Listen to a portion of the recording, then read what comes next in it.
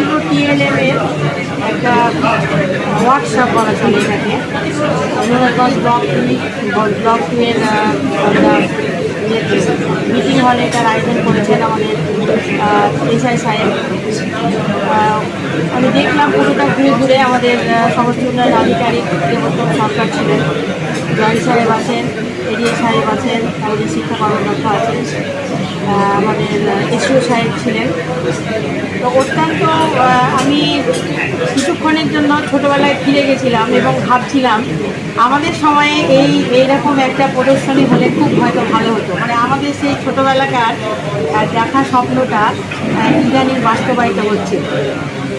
তবে একটা জিনিস মানে আমি প্রায়শ মিডিয়াতে হোক বা যে কোনো প্রোগ্রামে বলে থাকি, এই যে প্রাইমারি স্টেজটা এত সুন্দর করে সাজানো গোছানো, কিন্তু আমার মনে হয় জনপ্রতিনিধি হিসাবে আমার মনে হয় আমার যারা ঊর্ধ্বতন কর্তৃপক্ষ আছে সবাইকে আমার একটা মানে বিনম্র আবেদন থাকবে। এসআই সাহেব উনি তো শিক্ষার সঙ্গে যুক্ত এবং আজীবন পদার্থ থাকবেন, এবং আমাদের বিডিও সাহেব বা আরও ঊর্ধ্বতন জেলা কর্তৃপক্ষের কাছে আমার একটা রিকোয়েস্ট থাকবে, এই প্রাইমারি সেকশনটা মানে যেটা আমাদের জীবন গঠনের মাস্টার পিলার বলা চলে, এই প্রাইমারি শিক্ষার জন্য প্রাইমারি শিক্ষাটাকে আরও মডিউলার করার জন্য এবং আরও আধুনিকীকরণ করার জন্য আমি আবেদন রাখছি। আপনারা সোশ্যাল মিডিয়া যথাযোগ্যভাবে এটাকে প্রকাশ করবেন খবরের মাধ্যম দিয়ে।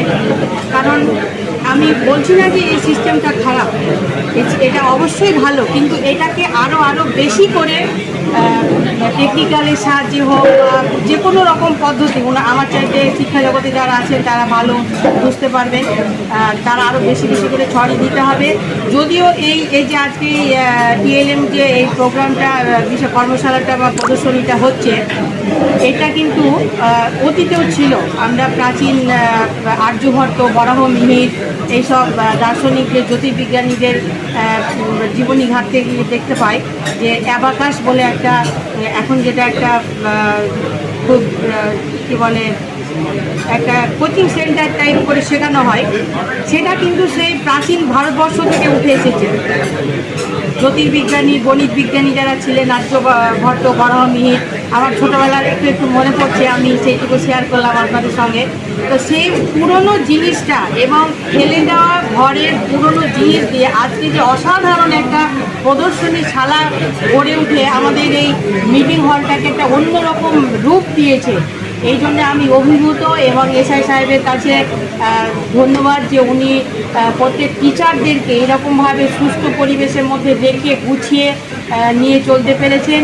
এবং আগামী দিনে ভবিষ্যতে ওনাদের তো ট্রান্সফারেবল চাকরি, উনি হয়তো যদি চলে যান, আমি আশা করব আমাদের নেক্সট এসআই সাহেব যেন এইরকম হন এবং আমাদের এই শিক্ষক কুলকে গুছিয়ে আগলে নিয়ে রাখেন এবং নিত্য নতুন ফর্মুলা দিয়ে শিক্ষার প্রাইমারি স্টেজটাকে আরও কী করে আধুনিকীকরণ করা যায়। এবং এই যে অহরহ যে ঘটনাগুলো ঘটছে মিডিয়ার মাধ্যমে আমরা দেখতে পাচ্ছি, এই জন্য একটা আলাদা সেকশন করা হোক। আমার উচ্চতর কর্তৃপক্ষের কাছে আমি এর আগেও আবেদন রেখেছি, আজকেও বলছি, প্রাইমারি স্কুলে, হাই স্কুলে, বিভিন্ন ব্লকে সমস্ত জায়গায় একটা কাউন্সেলিং রুম করা হোক, যার ফলে বাচ্চা ছেলে মেয়েগুলো বয়ঃসন্ধিতে হারিয়ে না যায়, ভুল পথে না চালিত হয়। কারণ শিক্ষক সমাজ হচ্ছে আমাদের জীবনের ধ্রুবতারা। আজকে ওনারা আমাদের মধ্যে যে দিশা দেখিয়েছেন, সেই জন্য আজকে আমরা আপনাদের সামনে আসতে পেরেছি, এসআই সাহেব আসতে পেরেছেন, একটু আগে বিডিও সাহেবও বলে গেলেন যে পুরো প্রাইমারিটাকে আরও বেশি করে মজবুত এবং আরও বেশি আধুনিকীকরণ করতে হবে, এটাই আমার কামনা। সকলে ভালো থাকবেন এবং এই সুন্দর কর্মশালার জন্য সবাইকে ধন্যবাদ, এখানে আসার জন্য সোশ্যাল মিডিয়া দাদাদের, ভাইদের, এবং আগাম শারদীয়ার শুভেচ্ছা।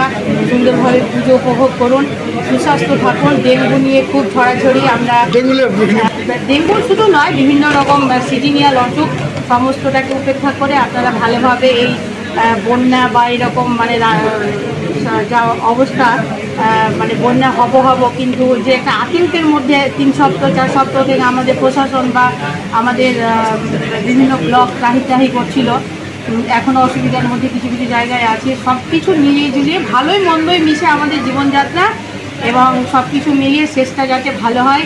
সবাই সুস্থ থাকবেন, ভালো থাকবেন।